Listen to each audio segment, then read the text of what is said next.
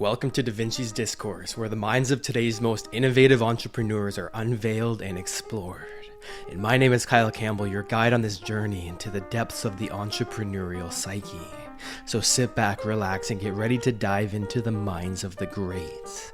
This is Vinci's Discourse. Okay, man, beauty. Dude, so Greg, awesome to have you here, man. It sounds like you got some amazing insights you're about to share with me. So, dude, tell me about yourself. If somebody were to ask you who you are, what would you tell them? It depends on who's asking. And Fair so, enough. first, yeah, we were chatting right before, but like first and foremost, I'm a dad, I'm a husband, I've got three amazing boys, I'm a baseball coach. But I'm a creator and a maker. And that's like where like day one, like foundational, every single day, I have to create something or make something. It's what brings me alive is putting something out into the world. I believe that's what we're all here to do. And so when people ask really what I do, like I create things, I make things, whether that's, content, like what we're doing right now, like one of my favorite things to do, but also just tinkering, making things, e-commerce businesses, product-based businesses. And just, I have this soft spot for people that, come out of the shadows and take their ideas and put them out into the world. I love them because that's what the world needs, right? We need more people Oh, who yeah. are not afraid to get out into the world, who are just like, hey, I got an idea. I'm going to throw it out there. It is scary. It is hard. And, those are the people that I resonate most with. That's who I am. And it's who I want to help. Hell yeah, dude. I love it. Same here, man. We got some similarities in that aspect for sure. So, dude, tell me about Grommet because it sounds like you've got some insights in terms of what an entrepreneur can do to bring their business to a whole nother level. You've got the step-by-step overview to see what's working for individuals. So I want to get into a little bit about that. So tell me about Grommet and the successes that you've had, and then we'll be able to actually drill into the strategies that are working. Totally, man. So Grommet, it's a product discovery platform for new and emerging brands. And what I love about this is right now, if you look at the marketplace, you want to bring a product to market, you've got a couple options. You can hit up all your friends and family, you get your phone out, you start texting them like, yo, man, like buy my product, right? And then the next step, the next wave of that is you got to go spend a bunch of money, right? Whether that's Meta ads, TikTok ads, go out and try to find influencers, but now you got to pay them a ton. Like it's really expensive, or you got to go hire an agency. There's really no place where you can get your product discovered by shoppers to really validate your product, to get your messaging out there, and to get those, looking at like Kevin Kelly's 1,000 true fans. Where do you get those first 100, 500, 1,000 shoppers that are going to be those ground floor supporters of your business? And Grommet really is that place for these new and emerging brands. We relaunched the platform. Grommet's actually been around since 2008. We relaunched it last year as this discovery platform. We've launched more than 630 products since September 1st of last year, all Wow. small independent makers, and we connect them with shoppers. So on the other side, I live and play on the maker and the brand side, but we have more than 3.5 million shoppers on our email list and our social communities that want to find these new products. So it's like the perfect match. These new brands want to be found and discovered, and then there's millions of shoppers who they don't want to go to Amazon, they don't want to go to Target, they don't want to go to Walmart. They want to go directly to the maker and say, you know what? I want to support small business. I want to help this small business owner and buy from them directly. And so Grommet is that connection place. The other cool thing is that we allow the shoppers to buy directly from makers. So that if you buy something from Amazon, and look, my wife loves Amazon too. We get Amazon boxes in the house all the time. There's a place for it. But when you buy and support a small business on Amazon, that small business doesn't even know that you bought the product, right? They just know that you're a number in the machine. Amazon also takes a big fee out of your pocket. We don't do any of that. Right now, it's actually free for brands to launch on Grommet. We send them free sales and they check out on your Shopify store. So you own the customer, you own the data, you can have that Love it. relationship because that's where it all happens, man. Like if you had a direct line to the person who made your cell phone case and you can say, hey, man, love your case, but what if you did this? Isn't that the coolest thing in the world? And so we really believe in empowering these makers through helping them to build their business. So long story short, that's what Grommet is. And that's kind of where we live in the space today.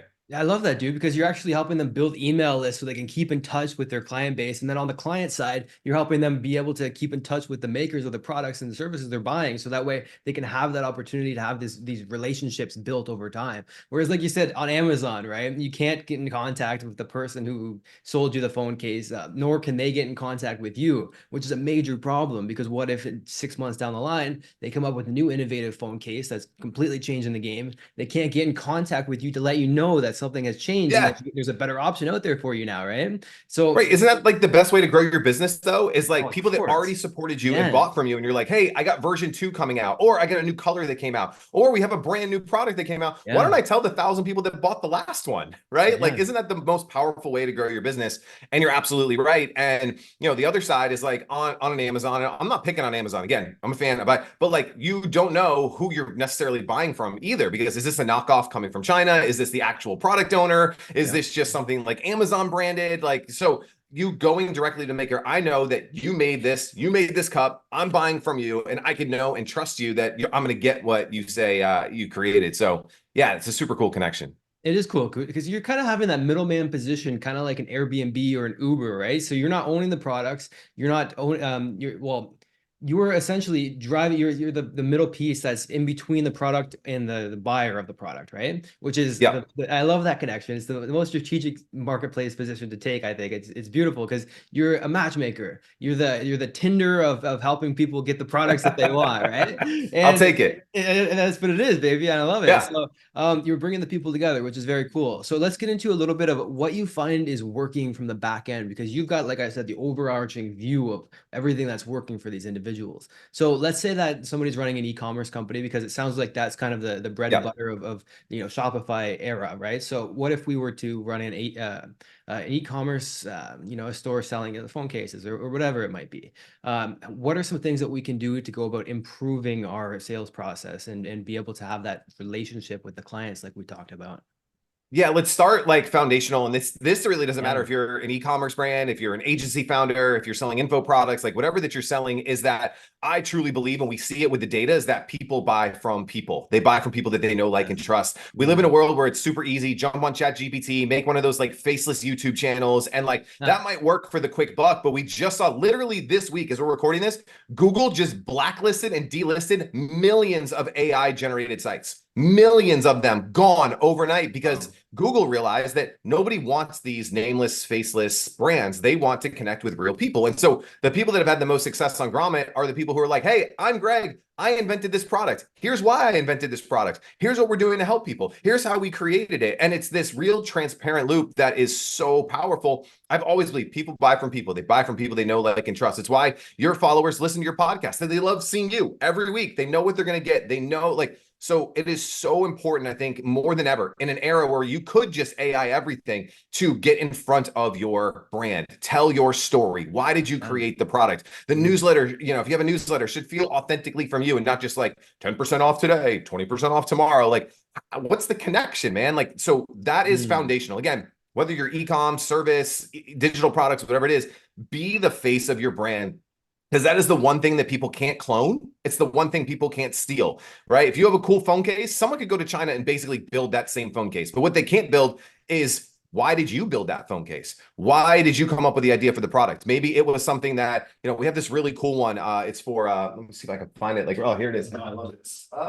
Yeah. So this one right here, right? Really cool, innovative phone case from Koala. And it's for people that like go like hiking and like mountain hiking and like stuff like that, right? You could probably copy and do something very similar to this. But the story of the hiker getting hurt on a mountain because they tried to grab their phone while taking like a picture, and then they like went off the mountain. Now they have a safety net because you can clip this on and your phone will never fall off. You're probably like, it's so cool. Like, that's a real genuine story, real human connection. How many other people hiking or doing mountains or outdoor activities or fishing or whatever can relate to this? So yeah, people buy from people. They buy from people that they know, like, and trust. That, to me, that's like foundation. And I think that's only going to get more important as the world becomes more AI and, people try to hide behind a computer. No shit, right? You see it happening like crazy. You see those YouTube channels that pop up and it's like blah blah blah blah blah, and you can tell it's an AI generated voice with just B-roll that was generated, and it's like, oh come on, man! Like, some of them get a lot of views because they tap into the trends, but there's no real connection. There's no that human connection there.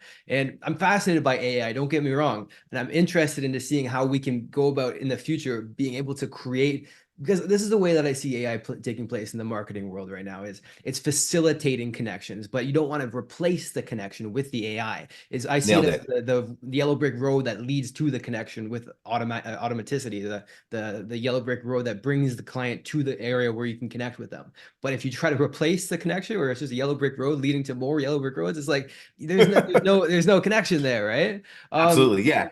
Same, when man. I love AI, right? Like we leverage the heck out of it, but I think AI shouldn't be the voice. AI should be like yeah. everything that you just said. It Mm, should be all the research, taking on all the data, processing all the data, coming up yeah. with the ideas, and then you use your own voice to create the content or the piece or whatever it is, and then you use AI for amplification of that, right? I think Mm. again, I'm a big AI fan. Like it's going to save us so much time. It's going to allow us to be in more places, but it has to be come from here, right? Like I always say the head and the heart, right? That's where it's got to come from. It's your intelligence, your smarts, your emotions, your thoughts, your experiences, and then it's got to come from a place where you genuinely care. I think that's the other piece is like, do you genuinely care about your audience? Again, I've been in this world for like 15, 20 years now. I've seen it all, especially like on the digital info marketing side. And it's just like, I don't know, just here's 100 niches that can make you a lot of money. And you just like pick one off of a list. Like, do you genuinely care about that niche that you Right. just That's a picked, or good are you just point. doing it to make Mm. money because some guru or expert or whatever said, here's 100 great niches?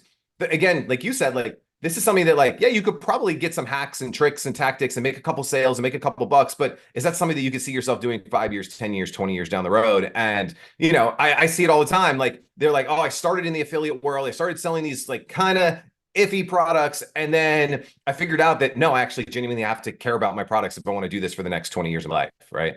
Yeah, you find that, right? Because you'll get into a business and then you see the tapering down or even the statistics of it. Most businesses fail within 5 years, and it's because they don't have that genuine passion for the product, for the people that they're serving. And so Yeah. the excitement from the beginning wears off, kind of like a Tinder date, and it goes downhill, right?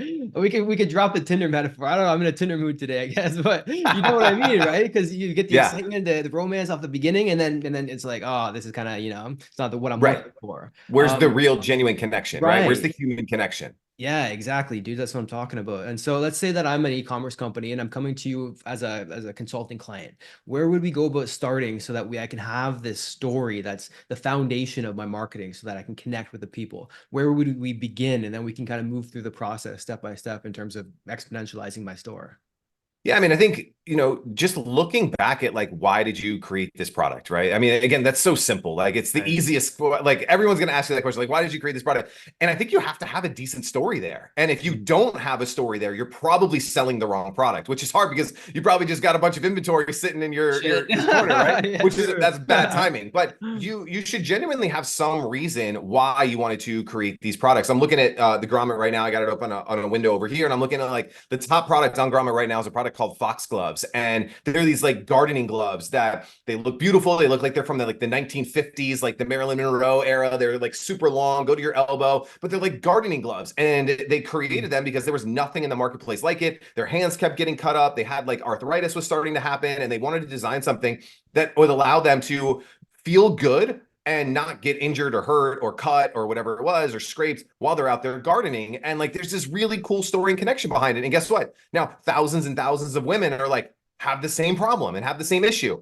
And it starts with like your connection to your product. The second layer of this is what is your shoppers or your customers' connection with the product? Because that's the second level of storytelling. It's like now you're getting all these stories of other people using your product. How did they use it? How did it change their life? How did it make their day just a little bit better? And those are kind of the two connection pieces. It's like, what's your connection to the product? And then what are your customers' connections to the product? If you're in early days, ecom just got your first, set of inventory.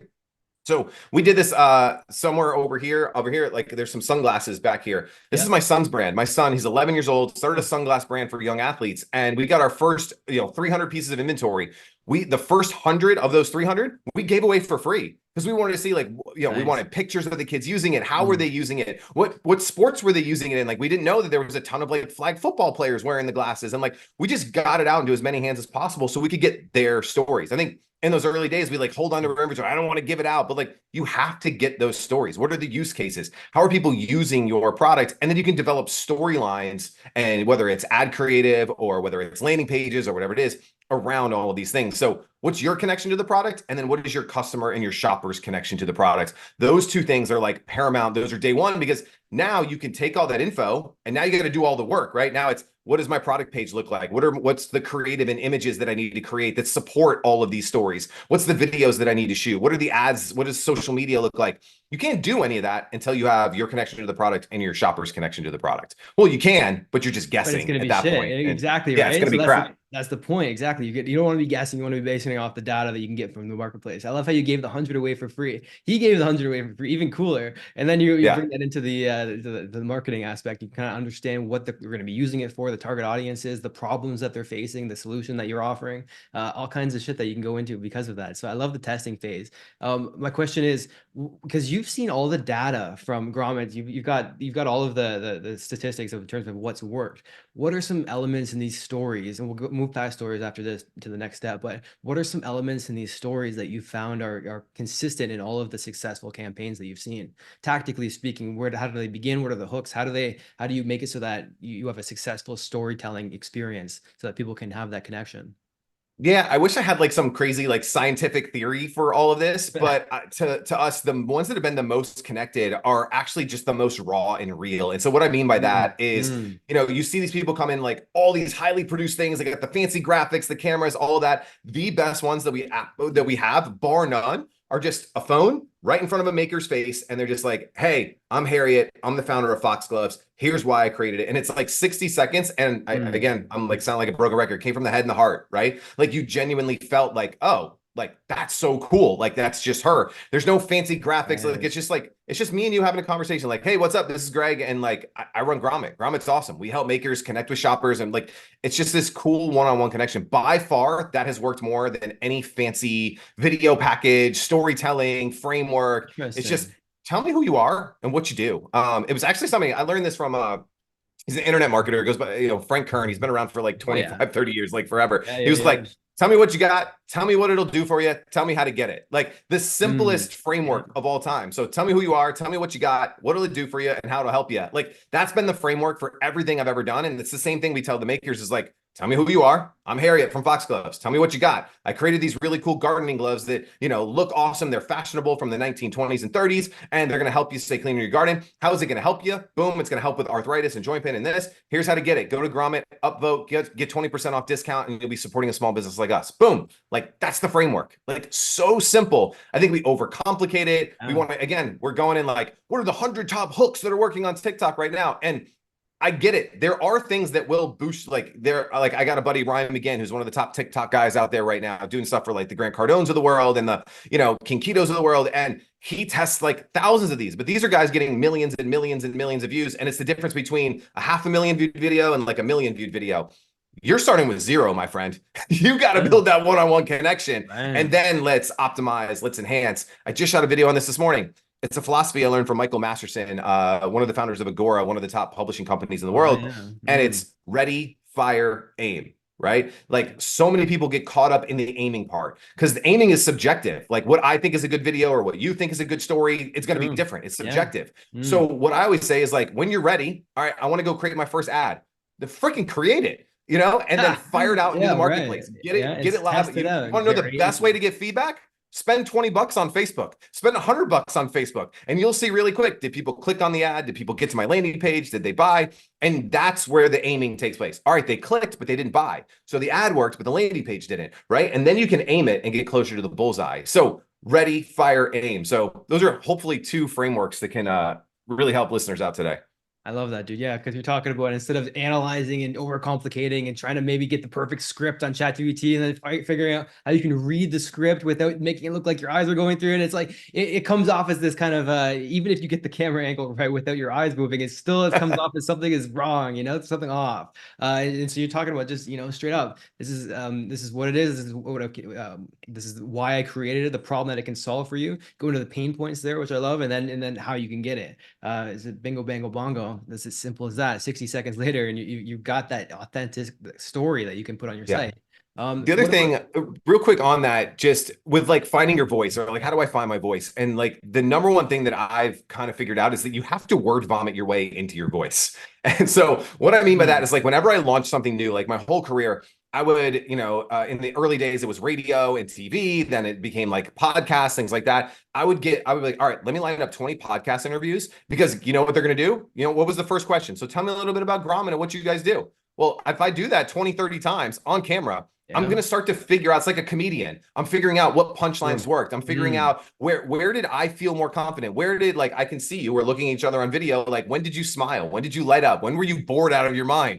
And like, you word vomit your way into it. You don't have a podcast interview? Great. Go on LinkedIn Live today and shoot a quick 3-minute LinkedIn video about like, hey, what's up? This is Greg. Today, I want to tell you a little bit about Grommet and this cool new feature that we got. And just word vomit your way into finding what works. It's why comedians spend a year on the road refining their material. It's not just like, all right, Dave Chappelle woke up and he's like, I'm gonna do a Netflix special today, right? He's worked on that material for 6 months, 9 months, 12 months, refined it. And so I think to find that voice, you know, you're like, you're so good on camera. Like, what? No, it's because I word vomit every single day and I figure it out. And you start to become an expert at what it is that you do. You start to figure out how do I tell the story in the best way? The first time you tell your story, it's going to probably suck. Like, let's just be real, right? Like, I know Gary V. A lot of people know Gary V. If you look at Wine Library episode 1 from back in like 2007, 2008, it's terrible. Right. Like, it's dark lighting. He's like, hey, it's Gary V. I know. It's talk insane, about wine, right? Yeah, like, and so you're going to not be awesome in the beginning, but it's by word vomiting and getting more confident and having that control over time and refining ready, fire, aim, that is going to make it so much better. So that's probably the number one thing that you can really notice as a pattern occurring is the ready, fire, aim mindset. You know, it comes to any speaking ordeal when you're going to go in front of an audience. Like, what comes to mind is, let's say, Martin Luther King. He probably started off a hell of a lot better than any of us did, but he didn't start off to the "I have a dream" speech. You know, he worked his way there by saying something, seeing how the market reacted, or the audience in this case reacted, taking that feedback in and being able to incorporate that into his next speech, so that by the time he gets to the 50th speech, he knows they're going to react here, here, here, here, here, and he's cut out all the fat. He's only got the parts that draw out emotions. And then the result of that is "I have a dream," which is, you know, it's powerful. How that one of the most memorable speeches of all time. Right. It gives him goosebumps even just saying the words. So that's where it comes from, is that iteration over time. But what's important, and I feel like a lot of people miss this, is that feedback from the marketplace. Because like you said, one person, if you might not like something, but other people might respond heavily to that, and you wouldn't expect that unless you had that feedback. So you can even get it, like you said, from even just a LinkedIn Live, seeing where the reactions are, and just it only takes a couple. You can start to reiterate over time as you're building your presence. So I love it, dude. So let's say that we've got our e-commerce story. We've created the 60-second video, and it is heartfelt and it's authentic, and it's able to draw in on the heartstrings of the people that we're going to buy, that are going to hopefully buy from us. What can we do next to start to optimize our store for sales? What do you see that's working the best? Yeah. So next thing I wanted to get into is like, I call it like the power of one. And so many people then try to come out with like, all right, let me create the one video, the one ad, the one image, the one offer, the one, like one is the worst number on the face of the planet, right? The top products, the top makers, the top e-com brands on the planet right now are creating multiple pieces of content on a daily, weekly, monthly basis, right? Like, you know, I don't think you have to get as crazy as like some of these people are like, create 20 pieces a day. Like that's not sustainable, especially in like the early days. But if you just have one, that is a deadly number. And so I think it's finding whatever's going to work for you, right, to create stuff en masse. And so for some people, like I love talking into cameras. Like I do it all day, every day. I'm comfortable with it. I enjoy doing it. Some people, the camera scares the living daylights out of them, right? Like they don't want to do it. They're nervous. They turn pale in the face. They stumble on every word. Cool. Guess what? Don't do video. You can like write stuff. Like writing on LinkedIn and Twitter can grow your brand just as fast as someone like me or you doing a video on TikTok. It doesn't, like, find the medium that's going to work for you, that's going to allow you to create a lot of stuff. Like if you love taking pictures on your phone, cool. Pictures with captions work really well on Instagram still, work really well on Facebook still, work really well as ads still. So find the medium that's going to work for you. I don't think that matters, but you have to try multiple, like, again, the word vomiting of the voice, but like try multiple things. So the top brands on Grommet, they have a ton of photos to choose from. They have, you know, one of the big things, especially with like photography and video, is showing your product in action. I think we got into a place where, you know, the Amazons of the world, things like that, they just wanted your product on a white backdrop. And that was it. Like, just show me the label of your product, throw it on a white backdrop. But as a shopper, well, how does it work? How do I apply it? How do I use it? How is this going to make my life a little bit better? And so one thing we did at Grommet is the website itself is very minimalist, all black, white, very simple. It's the product imagery that makes Grommet come to life. And it's like, well, what does this product look like when I wear it? How do I put it on? How do I wear it? How do I use it? What's like, where am I going to use it? Like if it's a product that you're going to use while you're fishing, show products of a dude on a boat fishing, right? And like show that end result of what that person's going to do. That has been one of the biggest things as far as conversion rate boosters is showing the product, like the end consumer having fun so that the person looking at it can visualize themselves in that scenario, right? Like transportation. That I want to know that like, all right, I'm going to buy this cool hat. This is what the hat's going to look like on me when I'm out at a concert and I'm going to impress all my friends, right? And then you're like, oh, all right, I want that now, right? If you're not bringing your products to life in that way, it's hard for the shopper to visualize themselves having that product. And so that has been one of the biggest conversion rate boosters that we've seen is like photography imagery. We call it lifestyle imagery, but it's really just like, how does your product actually benefit someone and how can you show that off the best way possible? So I know I went a little over the place ranting and raving, but like, yeah, man, I'm hopefully some of this sticks with someone that's watching. And so a lot of creative, find the path that's going to work best for you. And then B, how can you best show your product off so that the shopper can visualize themselves using the product and getting its biggest benefit? Hey, I hope you're enjoying the podcast. And I want to let you know that I've got a free book that you can get if you want to tap into more of these resources. And you can get that for free at kylesbook.com. Back to the podcast. Right. That's key because you're talking about having them envision what it's going to be like to have this product. You know, what comes to mind is Ray-Ban, how you can upload, you can choose a pair of glasses that you want and it takes control of your webcam and it will actually put the glasses on your face. What that's doing is instilling ownership before the sale. So that way, it's, right, dude. And it's the same as when you buy a car, they want you to test drive it because you get this is exact same thing. You get behind the wheel and it starts to feel like yours. And then the way I think about it, dude, is you're instilling beliefs that it will fit in their existing lifestyle, which then contributes to the identity that they have. So that by showing what the product is going to do for them at the end of the day, you're helping them. It's subtle when it comes to this, but it's still taking place. You're helping them envision the identity that they're going to have as this individual who uses this product. And then they step into it. They see, oh, is this better than what I'm doing right now, or is this worse? It's better. Okay, so how much better is it? Is it worth $20 to be this much better? Yeah, it is. It's a no-brainer. So bam, we were able to make that purchasing decision because they were able to see that they're going to use it, how they're going to use it, how it's going to benefit them, the pains it's going to remove, and how it's going to contribute to their life more than the $20 or whatever it is that they're going to give up to get this product. And that's interesting, right? The identity shift that you have to instill to make them want to do it, especially with a new product. You know, it's even with glasses in the back with your kid's company. They have to envision themselves wearing this new type of glasses. And you light up when I say the glasses with your kid's company because that's cool as hell, right? So, but they have to envision themselves wearing this new type of glasses. What if they only wore John Lennon round glasses before, and then in the future you're trying to sell them this new right? So you got to show what it looks like on faces. And you said that that's the highest conversion rate improver. What are some other things that we can do to improve the conversion rate on these on our listings, for example?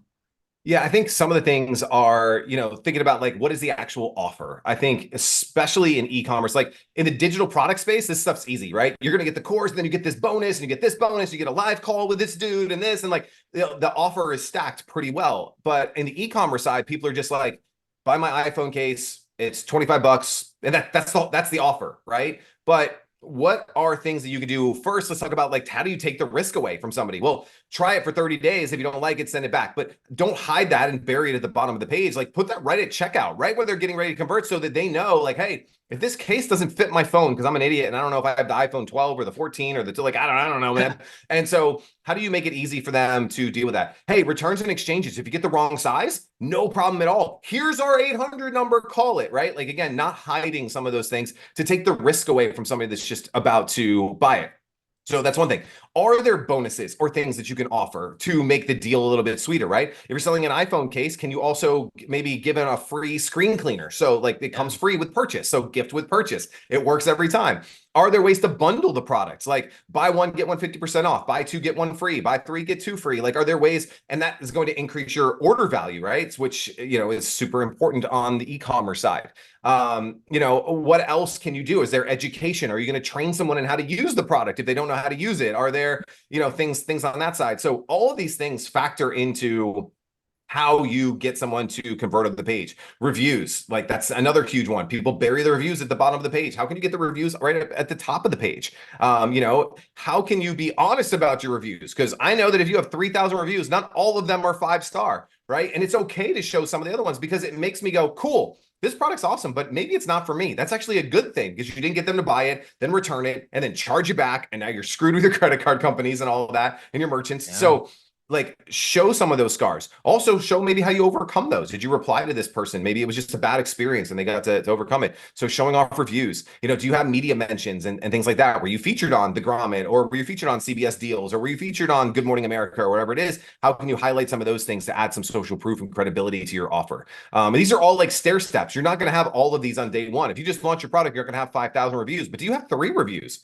Highlight them, right? Yeah. It could be your brother's friend's sister. Cool. Put them on the website, right? And so, leveraging these types of things, I think all of this stuff is like foundational to how do we create an offer that is so good that the person who's looking at it would be an idiot not to take it.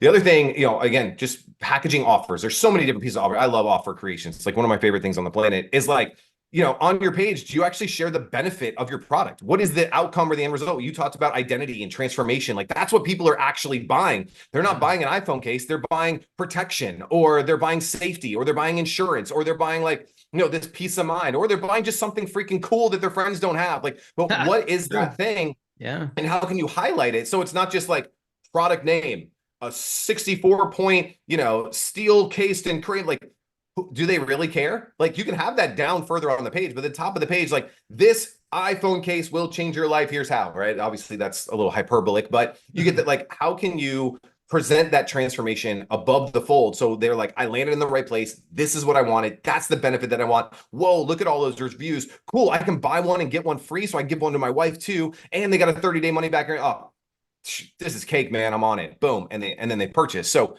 how can you stack the deck in your favor on the offer and not just be like, I don't know, I sell an iPhone case, it's $25, because that's what most e-commerce businesses do. That's what most of their pages look like. And so you got to make it so attractive, so sexy, so Tinder-like that they're ready to swipe right. I threw in your Tinder. Yeah, keep it going, baby. There, gotta bring it back. Gotta bring it back. Love it. Yeah. So, dude, that's what I'm talking about. And even when you give something away to give to their wife, for example, it's also, yes, you're stacking the benefit and you're making the value surpass the cost of it. But what that also does is it makes them envision having the product, and then the emotions that goes along with that envisioning of giving it to their wife or giving it to their son or their sons if they buy 2 pairs of glasses instead of 1. The emotions that they feel just by envisioning it. And so what it can come down to is how can you give them that feeling of what it will be like to have the product before they get it, and making that as a beneficial feeling or as a positive feeling as possible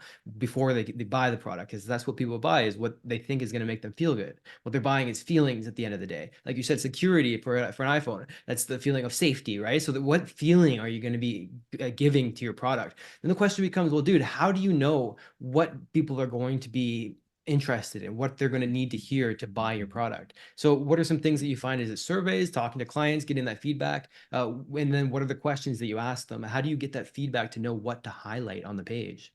Yeah, I think you hit the nail on the head. I think it's like listening to customer feedback. Like again, in the e-commerce world, that's so common, right? You get a survey like right after purchase. Why did you purchase? You get the email like a week later. So, hey, you should have these things in place, right? But like a week later, when somebody should have received the product, you have another email going and saying like, hey, did the product meet your expectations? How are you going to use the product? What was your first thing? And like, the cool thing is like some of my best headlines I've ever written in my entire life came from these. I literally word for word, like from a survey, right? Like that's where you can take a lot of this stuff. The other side is like, obviously you can like look at what's in the marketplace, right? Like what are other people doing? Like, especially like if you're looking at like meta ads, Facebook ads, looking at something like the Grommet, where we've got like, you can see our trending feed. Like what are the top products? How are they promoting their product? What do their headlines look like? What do their benefits look like? So I think just like being aware of that and not being siloed in your own vacuum where like it's just you in a room and you're only looking at your product all day and you just have blinders on. I think you just have to be self-aware that like there's things going on around you and you have to be able to take that in. And so, yeah, like some of the best headlines I ever got were like, a one-liner in a survey and you're like, oh shit, like that's the thing. Like that's the thing. Like that's what I need to highlight. And the other thing is they're going to tell you like how they're using the product, and it's things that you've never thought of before. And so, yeah, just being open and aware to the things that you take in and you consume so that you can push it back out into the market. Mm. What about traffic, man? Because I feel like your platform, Grommet, actually contributes to the traffic portion of it. How do you recommend somebody gets traffic to their site so that they have the opportunity to tell the story, to get the feedback, to get the reviews, to get the sales, and then building the offer, of course. But then the traffic portion is what comes before the offer. Not really when it comes to creating it, because you create it, generally speaking, you create the offer, then you maybe purchase the products or you drop ship or whatever, but you always need traffic, right? So what are some things that you found that work the best in terms of getting traffic to these e-commerce products? Well, obviously, I want you to launch on Grommet, right? So Yeah. that's like piece one. But yeah, so I think that there's these emerging marketplaces like Grommet that are great places to get exposure for your product. And Grommet's not the only one. There's other ones out there. I think in the early days, let's stay cash strapped, right? Like I don't have $5,000 a month to drop on an agency and then go spend ads on top of that. Let's say that we're not there yet. The number one place I would look as like, I'm a one-to-many guy. How can we find partnerships that are going to drive many people to our site at once? And so that could be podcasts in your community. How can you get interviewed by 10? Like if you sell a product to moms, how many mommy podcasts are there out in the marketplace? Mommy Facebook groups, mommy LinkedIn groups, mommy Instagram pods, like mommy Discord channels. Like how can you infiltrate those types of communities and do something cool? Maybe you're going to do a giveaway. Maybe you're going to do a special like presentation for that group and you're partnering and you're going to share like 5 ways that moms can prepare for back to school. And maybe one of the ways is your product, but the other 4 are just super cool, valuable things. How can you get in front of those audiences? And so that's like day one, my number one thing, like of all time. I've been doing presentations on this for like 20 years now. If you remember like Naughty by Nature, I called it OPP. You know, with OPP, yeah, you know me. It's like other people's platforms, like other people have built platforms that are out there. They've built communities, they've built media properties, they built whatever that it is. How can you leverage those? Some of those are going to be 100% free. Someone out of the goodness of their heart is going to say like, yep, I want you to be on my podcast. Come talk to my audience. Other ones, you might have to create like some kind of an affiliate relationship or a referral agreement. It's like, hey, I want to be on your podcast. I'll give you $10 for everyone that comes to my site and buys my product. Cool. But you didn't have to pay up front for that. You're paying for performance. You're paying only when a sale is driven. I think that is the future for a lot of these e-com brands is like, I don't have 10 grand to pay you to go make a couple of YouTube videos and hope that they pop, but I'll give you $30 a sale for every sale that you drive to me. So these performance-driven platforms that are out there, I think is one of the best ways that you can start to have that early traction, have that early success. I mean, that's really what Grommet is. Like most of Grommet is actually free. Like we send free organic traffic, but we do have a promoted component. Like after launch week, you're eligible for something we call promoted discovery, and you only pay us when we send you a sale. You don't pay us anything up front. There's no retainers, there's no sign-up fees, no SaaS fees, no agency, nothing like that. It's just like, hey, we sent you 20 sales and that's awesome. Like you should pay us for those, right? Because we sent that traffic to you. We spent our own money to drive that traffic. And I think those are the kind of relationships that you want to look for as an emerging brand is who's got a ton of people that are my target audience. How can I partner with them in either a free or a pay per performance type model? And that's going to help you to get that initial traction. That's going to like, I do think paid ads should be part of your strategy. I do think influencers should be part of your strategy. I think organic should be a part of your strategy, but if you have a limited amount of time, maybe this is a side hustle, maybe this is something you're starting while you have a day job, maybe again, those early days where you got 1,000 things to do, you don't have all day to do this. How can I get 2, 3, 4 partnerships this week, right? That are going to potentially drive 10, 50, 100,000 sales next week. That's where I'd be spending my time today. I love that so much, man, because then you can also tap into the data that they've accumulated on all the people. They know the keywords, they know what buying triggers that you have to elicit to get them to make a purchase. And also, I mean, you're talking about joint ventureships. I love these partnerships because you tap into their data, you tap into their target audience that they've already collected together for you. There's all kinds of benefits in terms of having to, as opposed to having to pay for the traffic and just tapping into what other people have already done for you. The question becomes, who do you connect with? And I think the answer to this, and I want to hear your viewpoint on this. I got this from Jay Abraham, is what are your clients buying before they buy from you, during the process of using your product, and then after buying from you? And these are all potential joint venture partnerships that you can partner with and say, hey, look, I'm selling these glasses, you're selling these hats. People who buy the glasses are also likely to buy a hat that matches the glasses. And so they're already going to buy a hat. Why not make it your hat? They're already going to buy glasses. Why not make it our glasses? And we can have these synergistic partnerships that naturally come to light by looking at what else people are using with your product. If it's baseball bats, then you can partner with a baseball mitt company. hockey sticks, partner with maybe gloves, or a hockey equipment company, right? Whoever has the target audience. How do you think about that process? How do you know who to connect with so that you can tap into their audience and their data and their systems that they've already got in place? Love that. So first out, shout out Jay Abraham. So I spent a ton of time with Jay Abraham. Actually co-produced a documentary on his life. I've been to his home. His wife cooked me dinner. Like big Jay Abraham fan. And so, yeah, man, I truly believe that most people, they want to just jump right into ads, and partnerships to me is 100% where it's at. Like even on Grommet, like right now, my number one focus to generate new brands to Grommet is partnerships. And so I'm looking at, all right, we only currently work with Shopify brands. And I'm like, all right, where are all the Shopify brands at? Well, there's like 100,000 apps in the Shopify app store. All of these apps have Shopify brands that use their apps. What if I just go partner with all of these top Shopify apps and say like, hey, you want more users of your apps, or you want to get more sales because you're an upsell, like you're an upsell app. You help Shopify stores create an upsell. I'm like, cool. Well, I have Grommet where I'm going to send a ton of shoppers to all these stores that you can trigger your upsell app to sell more upsells because you get paid on every transaction. So like, this is how I think all day is like, who has my customer and how can I create this incredibly synergistic relationship with them? So backing up, I think, again, number one is like, who has my customer? B, I think the easiest one for people starting is like, where do I hang out? I don't use Reddit. I probably should, but I don't use Reddit. So I've never created a partnership in Reddit. I'm not trying to go on Reddit boards. Like, it's just not where I live. Like, I'm like older millennial, younger Gen X. And like, I'm on Facebook, man. Like, as cheesy as it is. Like, so I still look at Facebook communities. Like, who's got a big community of like 20,000 Shopify brands on there? Who's got, who runs their paid community on Facebook? Like, that's where I hang out. I listen to podcasts. So I naturally go to, all right, who's got a cool podcast in the e-com space or in the entrepreneur space or, whatever it is. Like, that's where I hang out. So I think it's who's got your audience and where do you hang out? Start there. Because if I went into going into like Discord, I don't know how to freaking use Discord.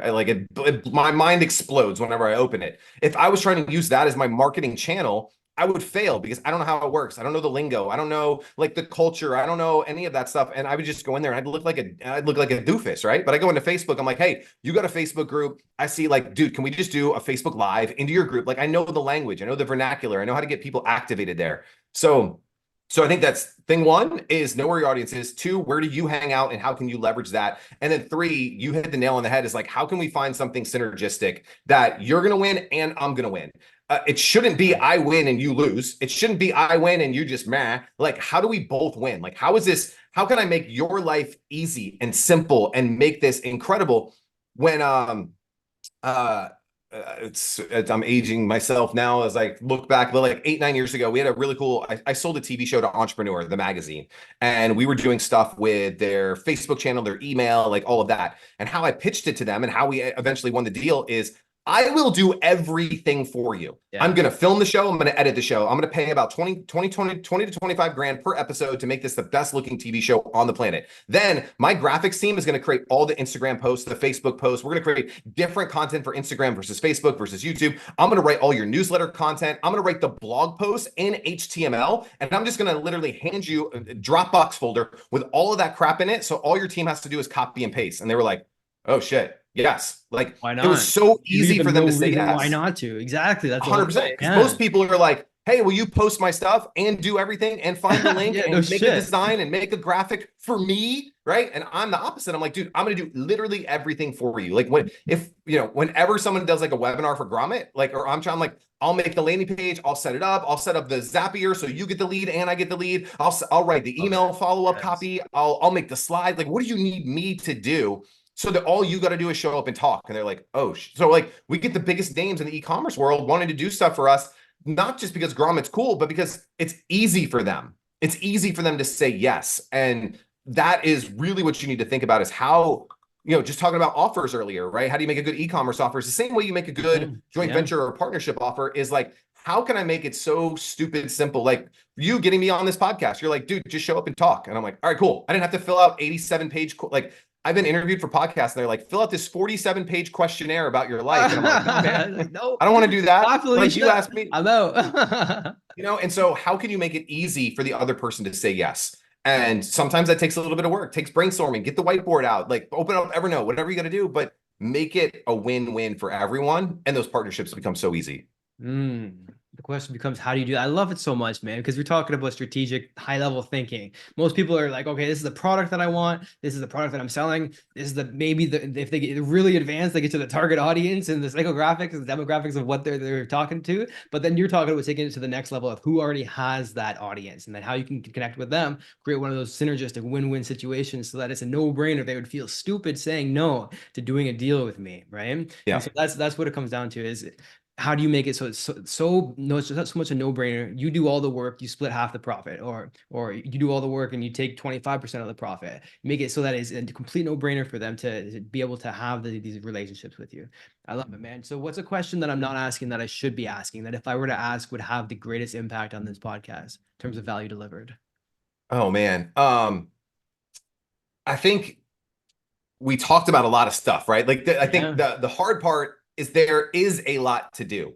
You have to love doing the work. And I think a lot of people fall in love with the outcome. They fall in love with I'm going to have the nice car, the nice house, the whatever. Yes, go get all of that stuff. I want you to have it all, right? Like, but you have to be willing to do what's necessary in order to get there. And I think that's hard for a lot of people. Like, for the partnership stuff that we just talked about, it's a lot of work. I got to go figure out who the people are. I got to make a list of all the people. I got to make a spreadsheet. Like, could ChatGPT do that? Could a virtual assistant? Yeah, maybe. Cool. But still the work's got to get done. Now I got to reach out to all these people. I probably need to make different offers for all of these people because your community is different than your community is different than their thing. And it is a lot of work, and you have to love the work. Like, there's no way around it. You got to love the work. If you don't love the work and you don't love the why, I think it was like the first thing that you and I talked about is just like, like the first thing is like, why did you make this product? And if that isn't a big enough reason why, you're just not going to do the work. Right. It's not going to be sustainable. You might be high off of like an event that you went to or a podcast like this you're listening to, and you're like, yeah, I'm going to go do all that shit. And then like 3 days later, you're like, this shit sucks. Like, it's hard work. Do something else. Yeah. Yeah. And unless you genuinely, like, I love the community I serve so much. I want to help these people because I know what it's like. Like, I don't know if this is going to be video or audio only, but like up here on my shelf, I have boxes and boxes of inventory from one of my failed e-commerce companies. I know how freaking hard it is to sell product. I know how hard it is. And I genuinely want to help every single person that comes to Grommet sell out every single piece of inventory. And that's why I'm willing to stay up late. So I'm willing to do the work. So it's like, days suck. Sometimes the work is not fun, but I love the people that I'm working for so much that I'm able to push through. Now, does that mean every day is like roses and unicorns and all that shit? Hell no. Like,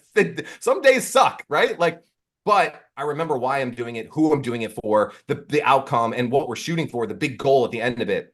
And so, to bring it back home, you might have heard a cool idea on this, but it's only your execution of it. Ready, fire, aim, get it out into the marketplace, let the marketplace decide how good it is, but you got to be willing to do the work. And I think too many people today want the outcome. They want to just, well, can I just use AI to do? No, jackass, get down and do the work. For real. Your audience is amazing. They're not jackasses, but you have to be willing to do some of the work, right? And I think that's something that you have to own and take ownership of, and be willing to do what's necessary to get the business or the life or whatever it is that you want.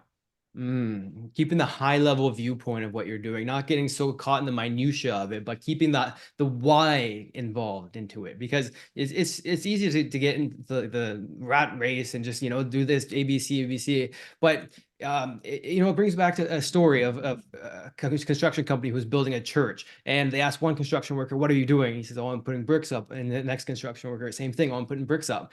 Third one, what are you doing? Oh, I'm creating a place where people are going to worship. He's looking at the bigger picture of it. For the next 100 years, people are going to worship in this building. Every brick that I put up is contributing to the spiritual adventure that people are going to have and have the opportunity to tap into because of this work that I'm doing. So he wasn't putting up bricks. He was contributing to the grand scheme of what he was really doing. And what you're talking about is really having that crystallized on your day-to-day work adventures, when you're saying, this kind of sucks right now. It's shit. I got to do fucking tedious work right now. But if we keep in mind the high level picture of it as we're doing it, and it's hard to do that, man. How do you do that? How do you find, like, let's say you're working on some tasks that you don't want to do right now. It's a pain in the ass. It's tedious. It's frustrating. How do you keep in mind that high level picture, so that way you're going to get through it no matter what, because you've got that why? What's your thought Super process? Simple, man. So I was opening my phone. I use Evernote. That's my note taker of choice. Don't care what you use, but every day I have something called the morning power up.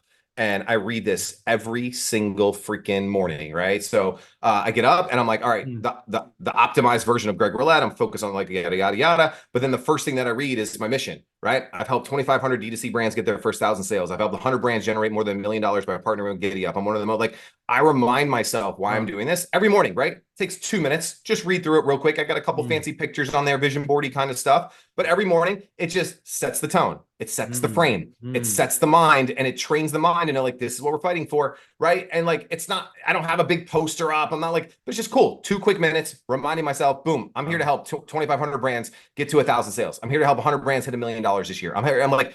And I'm just like, cool, now let's get to work. And is it a magic potion? No, but it's that reminder. But I literally look at it every single day, and I know I know the direction that I'm going in. And you know, then you do the work, right? Yeah, you got to get down to it, man. I love that so much. You think about the individual that you're contributing to, right? Because it's not like you're going to help 1,500 brands hit or 100 brands hit $1 million in sales this year. You're thinking about what the difference that would make for each individual that is able to reach that, thanks to Grommet, thanks to the work that you're putting in.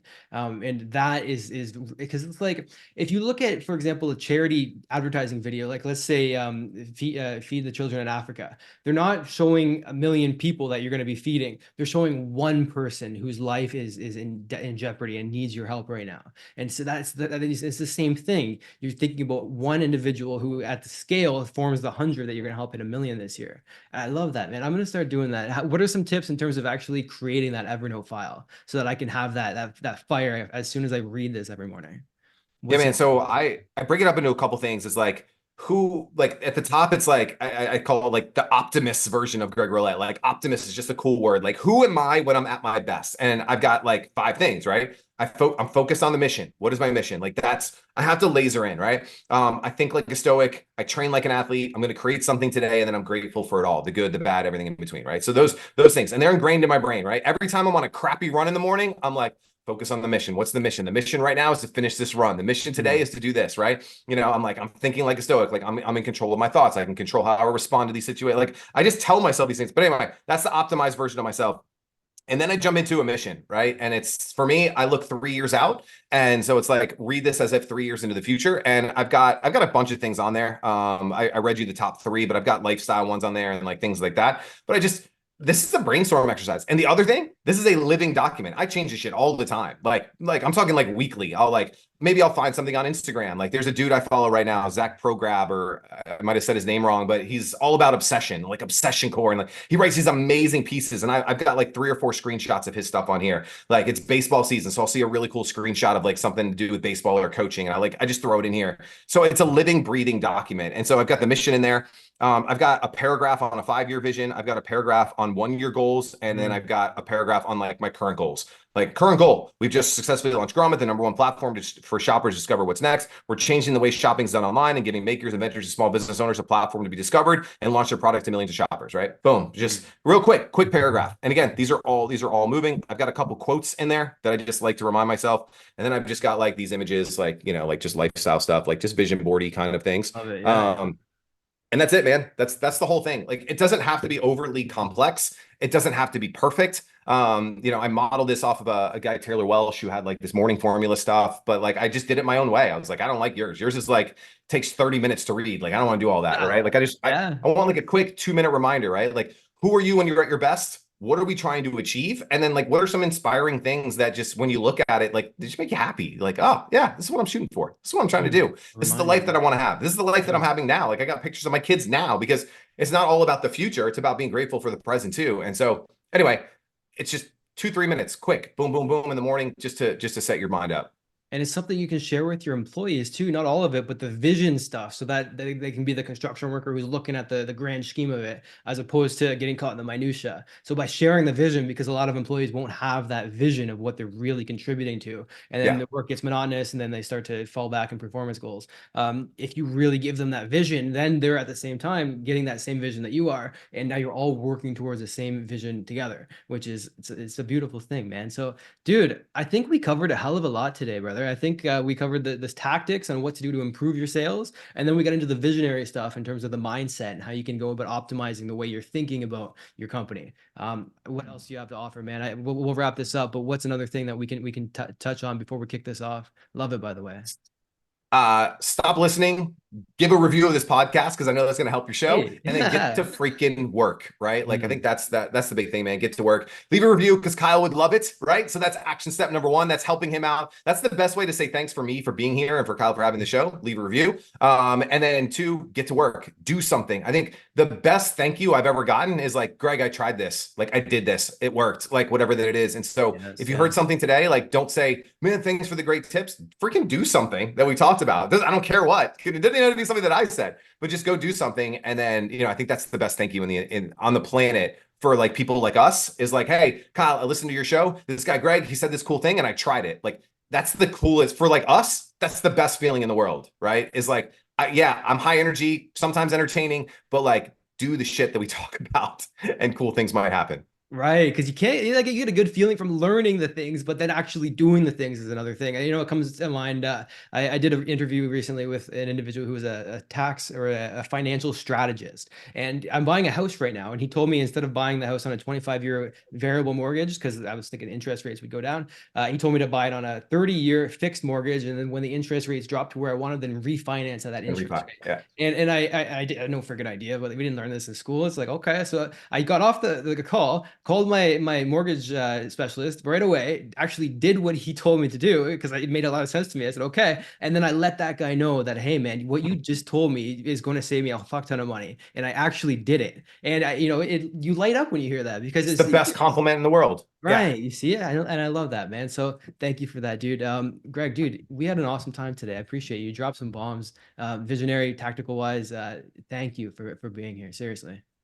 Thanks for inviting me, man. This has been a ton of fun. All right. I hope you enjoyed that podcast episode. And if you want to get a free copy of my book, go to kylesbook.com and you can get a copy there. I'll talk with you soon.